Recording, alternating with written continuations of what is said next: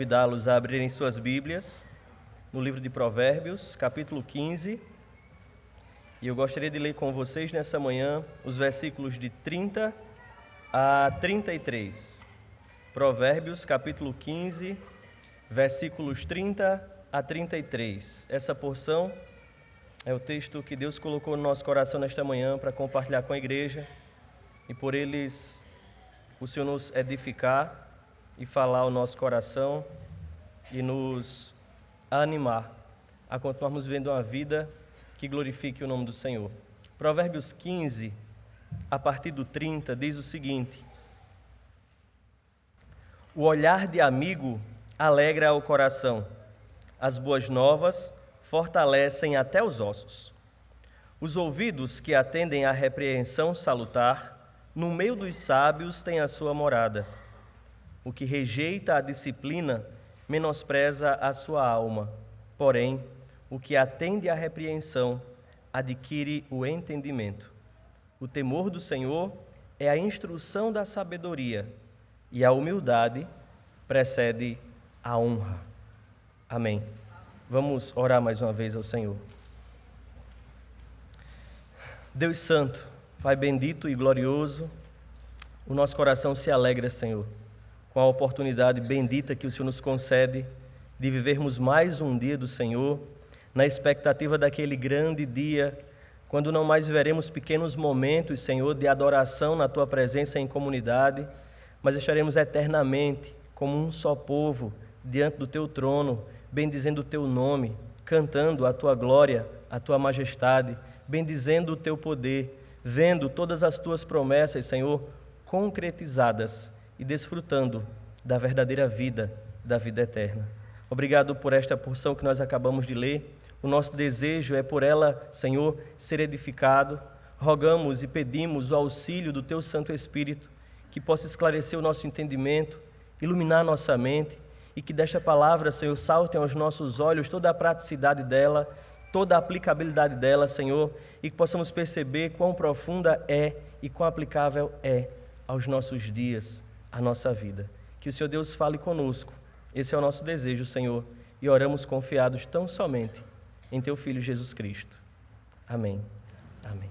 Eu gostaria de ler esse texto numa outra versão, e é na versão Corrigida Fiel, porque as palavras usadas nessa tradução vai beneficiar a minha exposição. E o texto na versão Almeida Corrigida Fiel diz assim: a luz dos olhos alegra o coração, a boa notícia fortalece os ossos. Os ouvidos que atendem à repreensão da vida, farão a sua morada no meio dos sábios. O que rejeita a instrução menospreza a própria alma, mas o que escuta a repreensão adquire o entendimento. O temor do Senhor é a instrução da sabedoria, e precedendo a honra vai a humildade.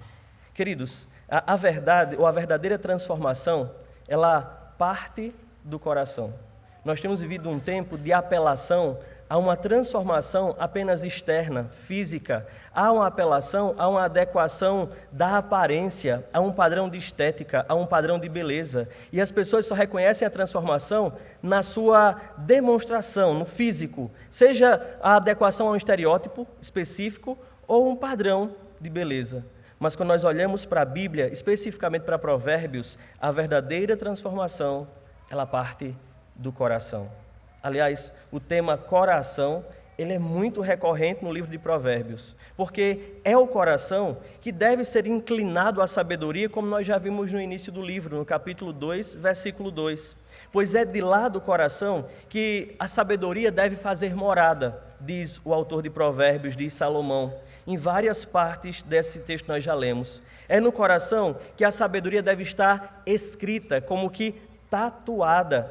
O coração ele deve ser guardado, como nos alerta o capítulo 4, versículo 23, porque é do coração que procedem as fontes da vida, é de onde vêm as motivações para o que nós fazemos, é com o coração que nós confiamos no Senhor, é no coração que nós somos sábios, mas é também com o coração que desprezamos, é também no coração que cobiçamos, é no coração que nós tramamos projetos iníquos, é no coração que nos desviamos do Senhor.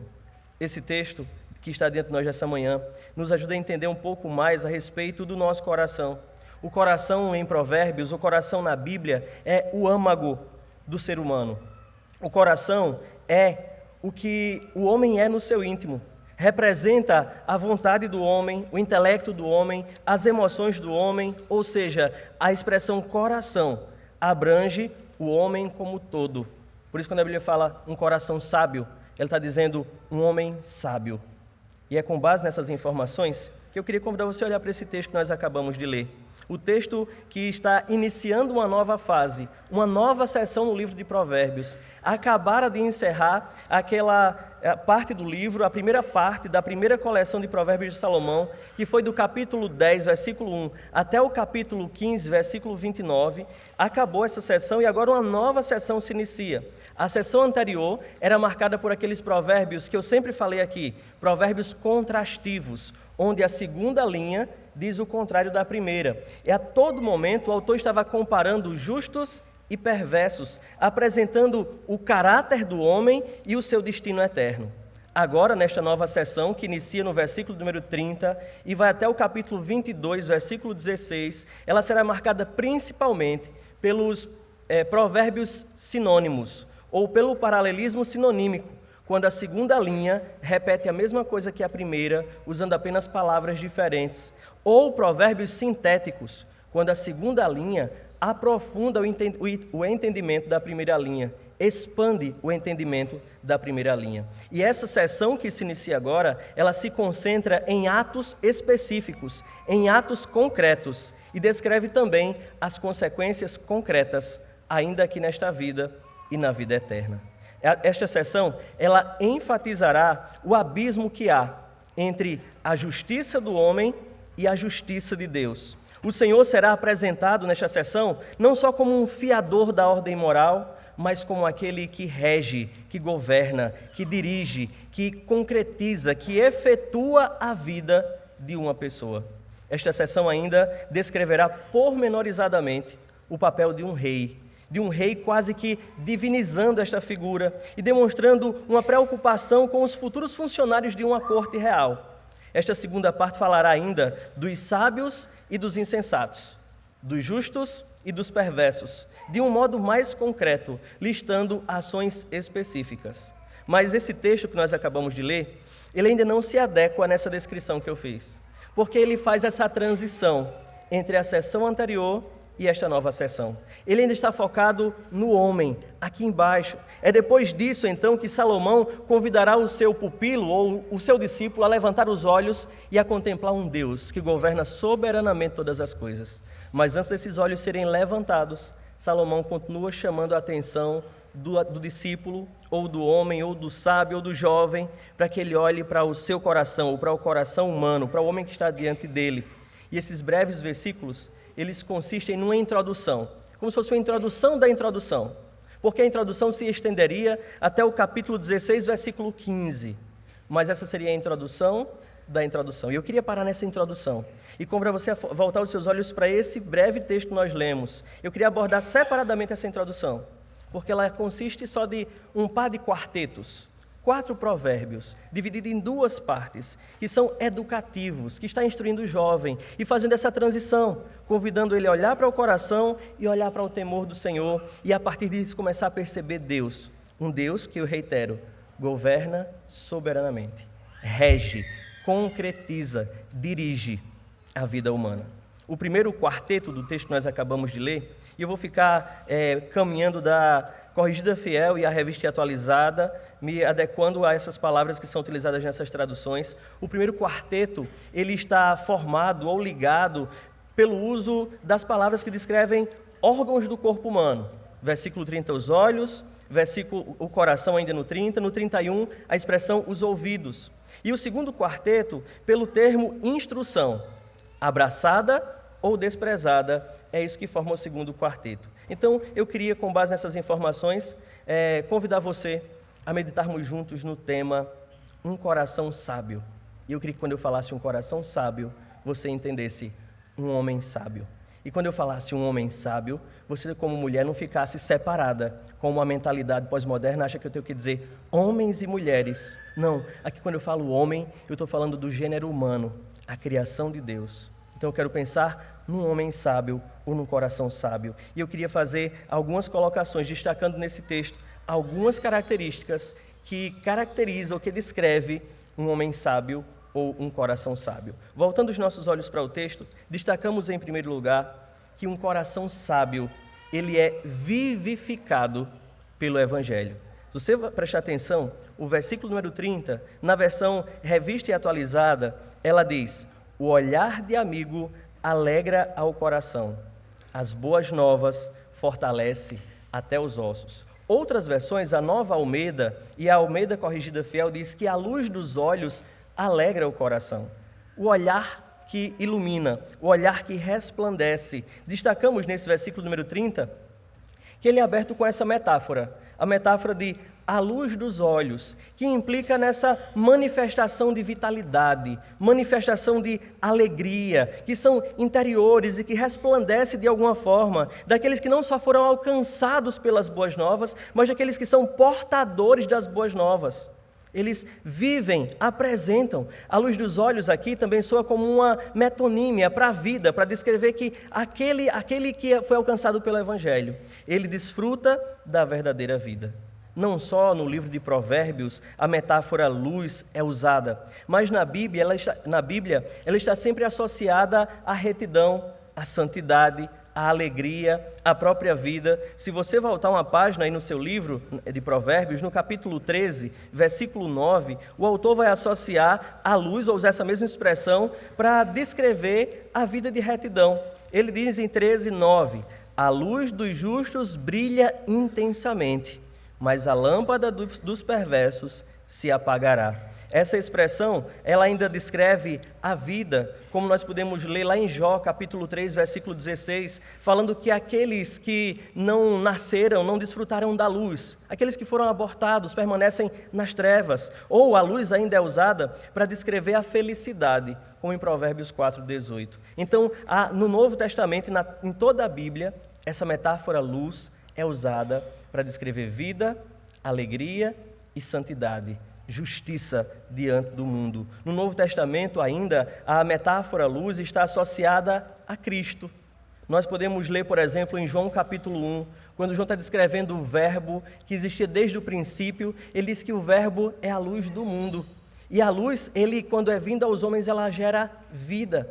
A luz está sempre associada à vida, à felicidade. A luz é associada a Jesus ainda diretamente, nas suas próprias palavras em João 8,12, quando ele diz, eu sou a luz do mundo, e o que me segue jamais andará nas trevas, pelo contrário, terá a luz da vida.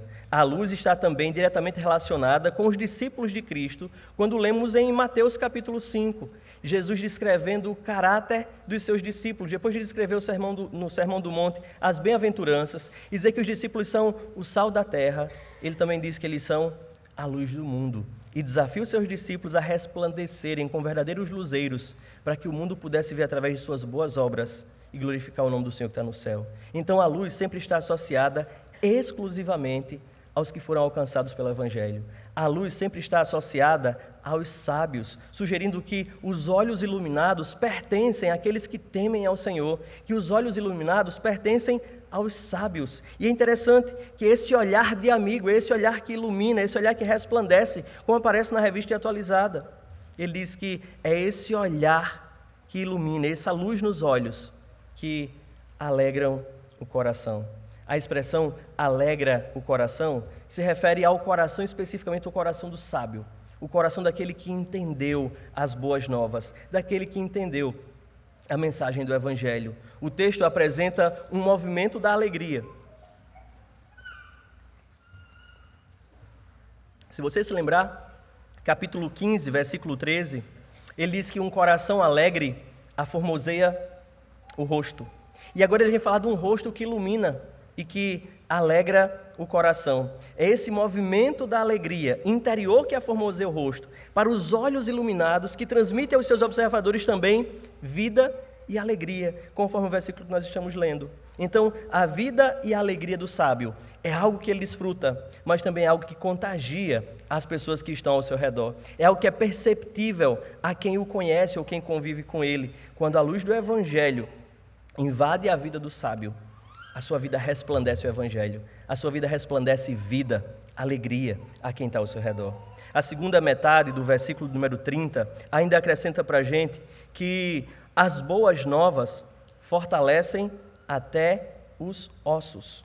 Nos apresenta o que de fato vivifica o coração do homem, o que de fato gera alegria no coração do homem que aformoseia o seu rosto, o que de fato ilumina os olhos do homem, que leva o homem a ter um coração alegre e a transmitir vida e alegria às outras pessoas. Ele acrescenta para a gente que são as boas novas que promovem a vida, são as boas novas que promovem a verdadeira alegria, são as boas novas que promovem o resplandecer dos olhos. E é interessante que a expressão boas novas aqui não é evangelho como em grego. Não, a expressão boas novas aqui nesse contexto diz respeito a um relato verbal de um acontecimento recente que promove vida, que gera vida, mas que aponta de fato para o evangelho do Novo Testamento, para a grande boa notícia, para a melhor de todas as notícias, porque o termo empregado aqui, ele é geralmente usado no Antigo Testamento, especificamente nos livros históricos e proféticos, para se referir às boas notícias, ou descrições de batalhas, de guerras. Às vezes não eram boas notícias, mas desrespeitava a vida.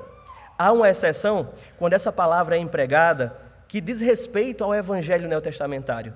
É quando lemos lá em Isaías 53, o relato a respeito do servo sofredor. A expressão que aparece no versículo 1 de Isaías 53 é a mesma empregada aqui em Provérbios, para falar da pregação. Quem creu em nossa pregação, conforme está lá em Isaías 53, versículo 1, para descrever o relato do remanescente acerca do servo sofredor. São essas boas novas, diz o versículo número 30, que fortalecem até os ossos. A ideia primária do verbo usado para fortalecer até os ossos é a ideia de tornar gordo, é a ideia de ser engordado na linguagem passiva. Implica em abundância, em satisfação, em contentamento, em plena saúde. Esta expressão, até os ossos, ainda carrega a ideia da pessoa inteira, do homem como um todo, do ser humano, que é alcançado por essa mensagem que gera vida. E ele é totalmente transformado, ele é totalmente revitalizado, ele é totalmente santificado. Ele carrega essa ideia do homem em seus termos físicos e psíquicos. A boa notícia, ela é vivificante. O evangelho, ele é vivificante. Um coração sábio é um coração vivificado pela boa notícia de salvação. É tão interessante como Paulo diz para a gente o que é o Evangelho, lá em 1 Coríntios capítulo 15, a partir do versículo 1, dizendo que recebeu do Senhor e que foi testemunha de que Jesus veio ao mundo em cumprimento às Escrituras, viveu em cumprimento às Escrituras, morreu em cumprimento às Escrituras, ressuscitou, subiu aos céus. Isso com muitas testemunhas, porque a nossa boa notícia não é uma invenção da nossa imaginação, não é uma história criada por um bom escritor, não. A nossa boa notícia são fatos reais a respeito da vida de Cristo. E são esses fatos reais que iluminam os nossos olhos, que geram vida, que vivificam o nosso coração, que fortalecem até os nossos olhos. Nós destacamos em primeiro lugar que um coração sábio é um coração vivificado pelo Evangelho. Mas não somente isso. Destacamos em segundo lugar que um coração sábio, ele não é só vivificado pelo Evangelho, como algo pontual que aconteceu, mas um coração sábio, ele é atento ao Evangelho. O versículo 31, ele tira o foco dos olhos iluminados, daqueles que têm o coração reavivado, e ele passa o nosso olhar agora para outro órgão receptivo, para outra porta do coração. O versículo 31 agora chama a nossa atenção para os ouvidos, e ele diz que são os ouvidos que atendem à repreensão salutar no meio dos sábios que têm a sua morada. Dos olhos, ele passa a descrever esse outro órgão, o órgão receptivo, que eu digo que é outra porta do coração. A boca é uma porta para o coração, os olhos é uma porta para o coração e os ouvidos é uma porta para o coração. E ele diz que os ouvidos atentos, usando mais uma vez uma sinédoque para essa poesia, para mostrar uma pessoa inteira, Ele diz, se o sábio tem a atenção de seu pupilo, se a gente tem a atenção de alguém, a gente tem os seus ouvidos. Se a gente tem os ouvidos de uma pessoa, nós temos ela toda. Ela está totalmente voltada para o que nós dizemos. Quem ouve a repreensão salutar, ela tem também a chave para o coração daquela pessoa, para instruí-la, para corrigi-la, para edificá-la. E é tão interessante perceber todas essas afirmações, ou esses termos usados para se referir à boa notícia, para se referir ao coração. Ele usa a repreensão salutar, ele usa a disciplina, ele usa a repreensão, ele usa temor do Senhor, instrução da sabedoria, todos como sinônimos, para se referir tão somente à revelação de Deus, à lei do Senhor, à instrução do Senhor, ao Evangelho, à boa notícia vivificadora, mas que deve gerar em nós essa atenção. Os ouvidos atentos é a chave que Deus usa para tratar o nosso coração. Esse provérbio, ele é de uma linha só, se você prestar atenção.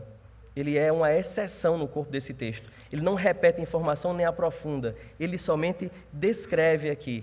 Mas ele está sendo aqui usado para motivar o discípulo, para motivar o crente, para nos motivar hoje aqui nessa manhã a ter esse ouvido. Um ouvido que o Senhor acessa ao nosso coração. Um ouvido que o Senhor consegue pegar nós de uma só vez, em integridade, em inteireza. Porque às vezes a gente está sentado aqui no plenário, ouvindo a voz de Deus, e o nosso coração está distante. Os nossos ouvidos eles discernem sons, eles só ouvem barulhos, mas eles não estão conquistados. O Senhor nessa manhã, Ele está pedindo a atenção dos nossos ouvidos. Ele está dizendo, ouvidos atentem à voz do Senhor. Ouvidos atentem ao Evangelho. É assim que o Senhor trata. Todo aquele que ouve a repreensão vivificadora pertence à comunidade dos sábios e é desafiado a começar a viver como um sábio, porque é isso que o Pai está fazendo com o jovem. O jovem está crescendo, progredindo em sua idade, ele está amadurecendo. E o Pai está dizendo, meu filho, se acompanhe da sabedoria, atente para a sabedoria, mas já está na hora. Comece a viver como um sábio. É esse progresso que aparece no livro. O livro não quer me dar uma progressão histórica, um desenvolvimento histórico, mas ele quer chamar a atenção para a urgência de começar a viver como um sábio, como alguém que foi vivificado pelo Evangelho, como alguém que está atento ao Evangelho. E afinal, o ouvir é o que caracteriza o nosso relacionamento com Deus. Toda vez que Deus fala, desde o Antigo Testamento, o povo ouve. São raras as vezes que as pessoas no Antigo Testamento veem, raras as vezes, porque a maioria das vezes o desafio é ouvir. Quando nós lemos Deuteronômio 6,4 na Bíblia, está sempre presente esse ouvir, e lá está bem claro que era o desafio de Israel cotidianamente, o Shema. E a expressão é ouve, Shema, ouve, ó Israel, ouve. Deus se relaciona com o seu povo pelo ouvido. Bem-aventurados os que ouvem e os que leem as palavras dessa profecia, do início ao fim da revelação. O ouvido atento é o mecanismo que Deus usa para tratar o nosso coração e aperfeiçoar a nossa vida. Por isso o nosso desafio é estar atento à voz de Deus, porque esse é o caminho da fé. Se você abrir a sua Bíblia em Romanos capítulo 5, você vai saber Romanos capítulo 10, a partir do versículo 5, o apóstolo Paulo nos mostra esse percurso da mensagem até o coração. E ele mostra que o fim desse ouvido atento à palavra de Deus é a fé salvadora. Romanos 10, a partir do 5, ele diz assim: ora, Moisés escreveu que o homem que praticar a justiça decorrente da lei viverá por ela. Mas a justiça decorrente da fé assim diz: não perguntes em teu coração quem subirá ao céu, isto é, para trazer do alto a Cristo, ou quem descerá ao abismo, isto é, para levantar Cristo entre os mortos. Porém, que se diz? A palavra está perto de ti, na tua boca e no teu coração. Isto é, a palavra da fé que pregamos. Se com tua boca confessares Jesus como Senhor, e em teu coração creres que Deus o ressuscitou dentre os mortos, serás salvo, porque com o coração se crê para a justiça, e com a boca se confessa a respeito da salvação. Porquanto a Escritura diz: todo aquele que nele crê não será confundido, pois não há distinção entre judeu e grego, uma vez que o mesmo é o Senhor de todos, rico para com todos os que o invocam, porque todo aquele que invocar o nome do Senhor será salvo. Como, porém, invocarão aquele de que não creram? E como crerão naquele de quem nada ouviram? E como ouvirão, se não há quem pregue? E como pregarão, se não forem enviados? Como está escrito, quão formosos são os pés dos que anunciam coisas boas. Mas nem todos obedeceram ao Evangelho. Pois Isaías diz, Senhor, quem acreditou em nossa pregação? E assim, a fé vem pela pregação, e a pregação pela palavra de Deus. Noutra tradução, e a fé vem pelo ouvir, e ouvir a palavra de Deus. O nosso grande desafio, que o texto de Provérbios 15:31 coloca diante de nós, é ter ouvidos atentos. É o Senhor alcançar toda a nossa vida por essa porta de entrada, por esse órgão. O nosso desafio nessa manhã e durante toda a nossa vida é ter esses ouvidos sempre abertos, sempre desejosos pela instrução do Senhor. Um coração sábio não é só um coração que foi transformado, vivificado, revitalizado. Não, um coração sábio, além de vivificado, é um coração atento, que é alcançado pela voz do Senhor, que é alcançado pelo ouvido, pelo caminho que a fé traça até chegar ao nosso coração. E ser atento ao Evangelho não é só ouvi-lo e discerni-lo. Ser atento ao Evangelho é aprender a praticá-lo, a aplicá-lo à vida cotidiana, é vivê-lo nos mínimos detalhes da nossa vida. Então, queridos, nós vemos que um coração sábio, e eu quero repetir várias vezes, foi um coração vivificado pelo Evangelho. Um coração sábio, eu apresentei em segundo lugar, que é um coração atento ao Evangelho. Mas eu olho para esses versículos de Provérbios, os versículos 31 e 32, ele vai acrescentar para a gente, o 32 e o 33, vai fechar para a gente esse pensamento nesse segundo quarteto, quando me mostra que, em terceiro lugar, um coração sábio é um coração que é moldado pelo Evangelho, que toma forma do Evangelho, que se adequa ao Evangelho. O versículo 32 diz que o que rejeita a disciplina menospreza a sua alma, porém, o que atende à repreensão adquire o entendimento. O 33 diz que o temor do Senhor é a instrução da sabedoria, e a humildade é o que precede a honra pública, o ser reconhecido. É interessante que o versículo 32, ele intensifica a motivação que foi dada ao 31. E a motivação aqui é para estar atento às boas notícias, ter um coração sempre voltado para Deus, ouvidos abertos. O coração sábio, ele é receptivo ao Evangelho, porque a atitude do indivíduo para com o Evangelho, aqui no versículo número 32, diz respeito quanto ele valoriza a sua vida. O versículo 32 faz alusão aqui ao suicídio ou à sobrevivência. Se você atentar, ele diz que o que rejeita a disciplina, lembrando aqui como sinônimo para temor do Senhor, sinônimo para repreensão, sinônimo para boa notícia, ele diz que o que rejeita a disciplina é alguém que menospreza a sua alma, é alguém que não entende o valor da vida, é alguém que está nem aí para a sua existência. Ele mostra para a gente que a pessoa que rejeita a disciplina, que a pessoa que rejeita a instrução, que a pessoa que rejeita o Evangelho é aquela que não tem anelo algum, que não valoriza a sua vida em nenhum termo, que não tem apego nenhum à sua alma, a pessoa que despreza a sua vida. Mas ele apresenta para a gente que aquele que atende, aquele que tem ouvidos atentos, aquele que é fortalecido até os ossos pelas boas notícias, aquele que adquire o entendimento, ele adquire juízo. E essa expressão me chamou muita atenção. Eu lembrei do capítulo 1 de Provérbios, que a gente entendeu o que era juízo, ou siso, que é a capacidade de discernir, a capacidade moral, a atitude de entender a vida, que ele diz que o jovem ele está construindo essa capacidade, ou ele adquire o juízo quando ele encontra o temor do Senhor.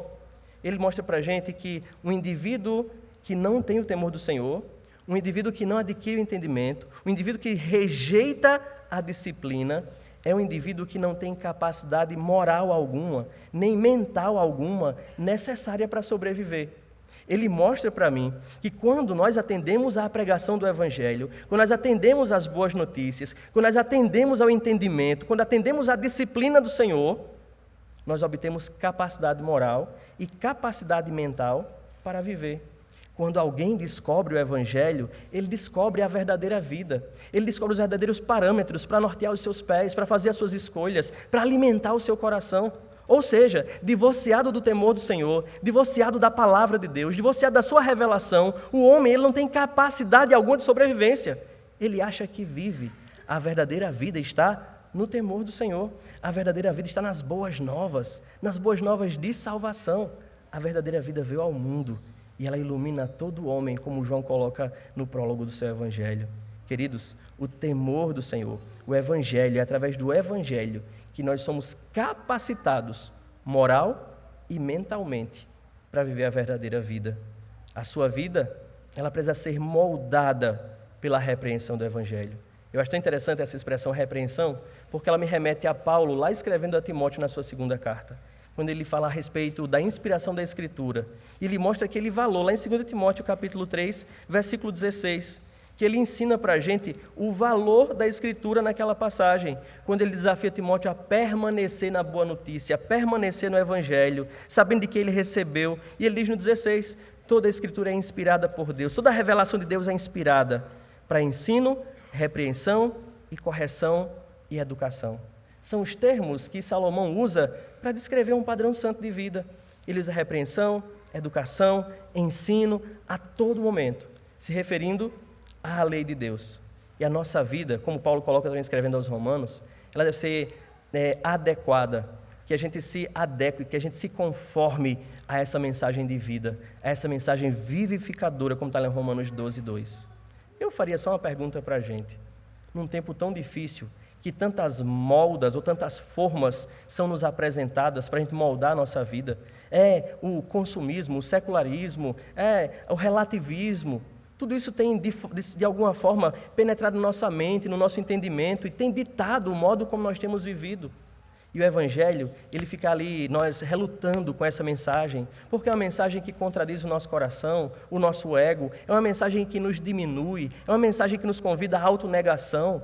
Nós temos resistência ao Evangelho, mesmo muitas vezes sendo cristãos. Por isso que Paulo desafia a gente a se desfazer do velho homem e a se refazer à imagem de Cristo, a reconstruir um novo homem, porque há essa guerra, há essa luta em nós. A mensagem é verdadeira, eu sei, mas aplicá-la, atentar a ela, ser moldado por ela, é o nosso grande desafio. E o versículo número 32, ele mostra para a gente que aquele que rejeita a disciplina não sabe o que é a vida, não valoriza a vida. Mas aquele que atende à repreensão, ele adquire capacidade para sobreviver, ou capacidade para a verdadeira vida. O versículo 33,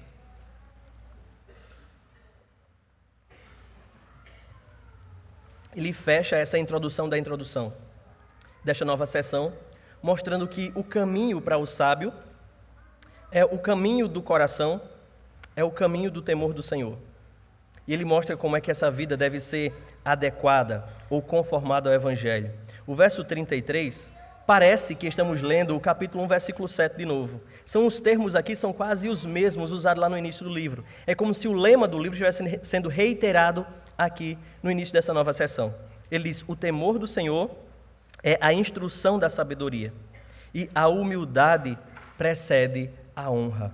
A expressão honra aqui é aquilo que as pessoas mais almejam hoje. Nós vivemos um tempo assim, que as pessoas têm uma sede por um reconhecimento público, por serem vistas, aplaudidas. A expressão honra aqui carrega isso, honra pública. Mas ele mostra o caminho, o que precede essa honra. Ele diz que é o caminho da humildade.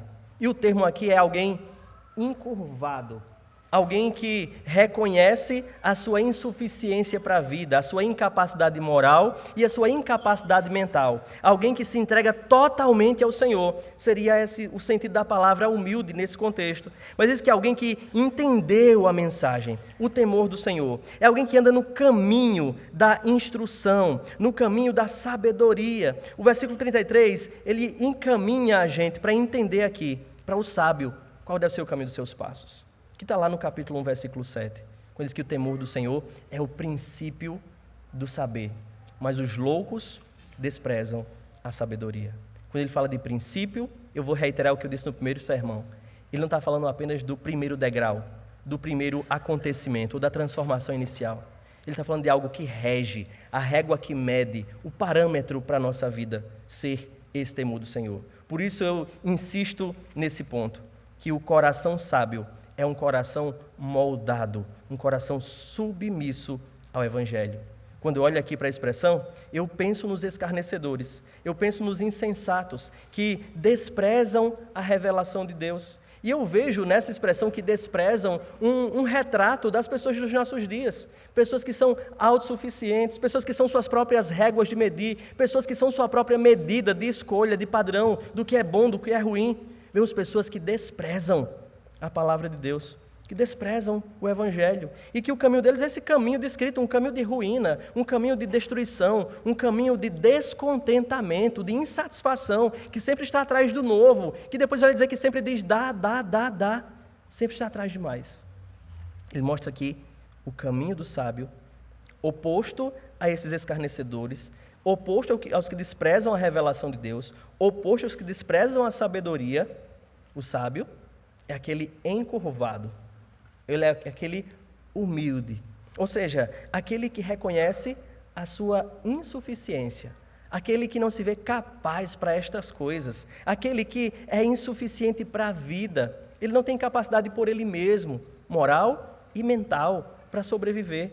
Ele depende inteiramente de Deus, desde a sua providência na manutenção das coisas diárias e corriqueiras, até em como Deus diz como ele tem que viver.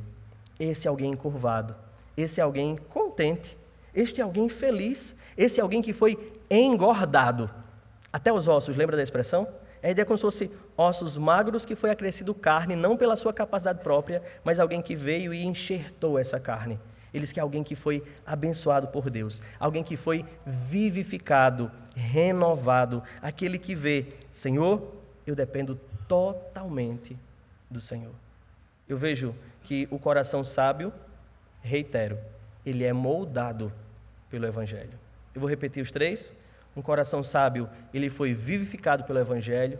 Um coração sábio está atento ao Evangelho. E um coração sábio, ele não vive pelo seu próprio padrão, lembra? Ele é moldado pelo Evangelho.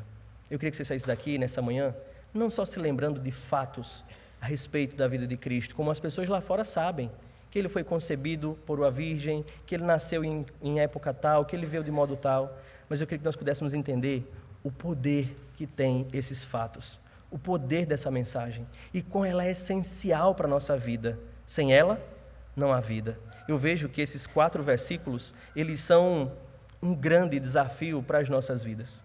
Eu olho para a primeira parte e eu vejo que como é que eu posso ser sábio, como é que eu posso ser alguém contente, como é que eu posso ter vida e alegria neste mundo, longe dessa mensagem. Quantas pessoas têm insistido em denegrir, destruir a imagem do Evangelho, destruir essa mensagem, descredibilizar essa mensagem. E ela se apresenta para a gente aqui como algo vital, algo essencial para as nossas vidas. Eu quero lembrar você, sua fonte de vida não é o alimento que você come pela manhã. Sua fonte de vida está muito mais além. Ontem, em Goiânia, nós pensávamos no final do avanço a respeito disso. Deus, ele é o dono das nossas vidas por direito de criação, de manutenção e de redenção. Só por isso nós entendemos que a nossa fonte de vida não somos nós mesmos. Ele é o nosso Criador, Ele é o nosso provedor e é o nosso Salvador. Daí a nossa fonte de vitalidade. O meu desafio é, enquanto o mundo grita por autossuficiência, eu queria aqui falar a vocês, sejamos dependentes, dependamos de Deus e olhemos para Deus como esses necessitados que carecem dEle para haver em nós verdadeira vida, para desfrutarmos de verdadeira alegria. As pessoas medem a alegria aí fora por viagens, por aquisições, por bens, por shows, mas nós entendemos que a verdadeira alegria ela está nos nossos olhos, porque ela parte de um coração que foi vivificado pela mensagem do Evangelho. Por isso eu queria desafiar você nessa manhã a reiterar isso consigo mesmo. Eu estou aqui, a verdadeira vida e a verdadeira alegria, ela vem do meu Deus. É da palavra dEle, é da ação dEle na minha pobre vida, que estava morta, entregue aos delitos e pecados, que foi transformado e então vivificado.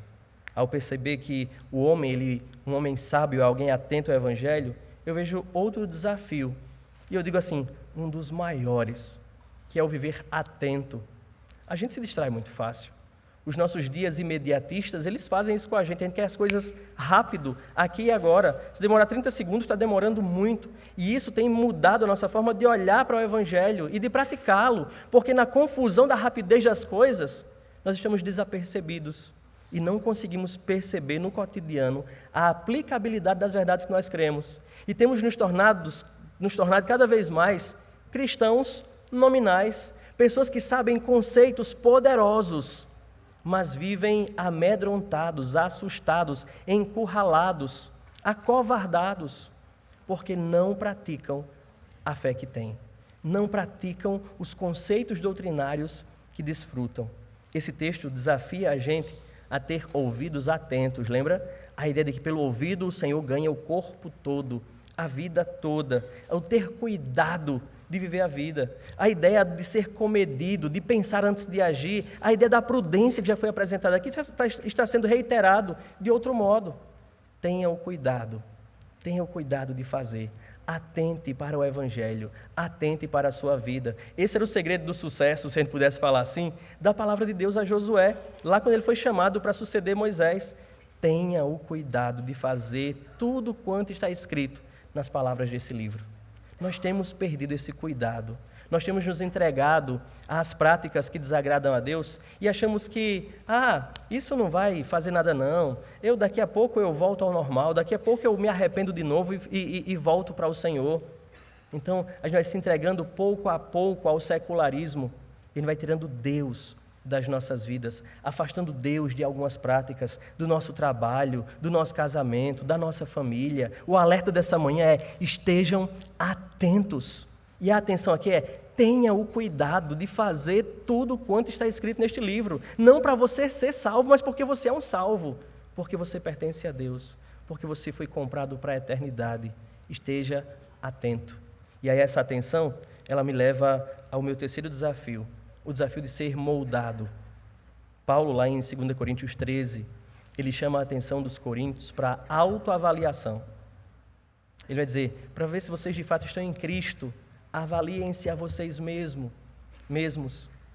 Aí, isso tem faltado um pouco na gente, a ideia da autoavaliação. Nós somos bons juízes de terceiros. Nós julgamos os outros, nós sabemos os padrões e aplicamos aos outros, julgamos o coração, as atitudes, aquilo que nós não conhecemos, porque vemos apenas a aparência das coisas, e somos bons juízes. Mas ele chama a atenção aqui desse texto, para que nós possamos ser moldados. Aqui tem uma ideia de uma ação passiva, que eu sofro, mas eu posso buscar, eu posso pedir, eu posso identificar as faltas do meu coração, eu posso identificar os meus pecados e confessá-los e me arrepender deles e buscar no Senhor essa transformação, buscar no Senhor essa vida. Por isso, o meu último desafio para você nessa manhã é: examine o seu coração, para que você possa identificar as falhas, as fraquezas, aquilo que não se conforma ao Evangelho, aquilo que não agrada a Deus, e você começar a abrir mão dessas coisas, arrepender-se dessas coisas, tratar essas coisas no seu coração pelo Evangelho vivificante, pelo Evangelho transformador, pela Palavra de Deus. O homem é o seu coração. Então, um homem sábio não é alguém que tem muitos PhDs, não é alguém que tem muitos títulos, mas um homem sábio é alguém que foi vivificado pelo Evangelho. Um homem sábio é alguém que está atento ao Evangelho e é moldado pelo Evangelho. Que Deus tenha misericórdia de nós e que nessa manhã, onde vamos desfrutar dessa maravilhosa comunhão, fruto da obra do Evangelho, nós possamos passar a nossa vida nas lentes do Evangelho, examinar o nosso coração e tratar a nossa vida por esse remédio revitalizante que é a Palavra de Deus. Que Deus nos abençoe, em nome de Jesus.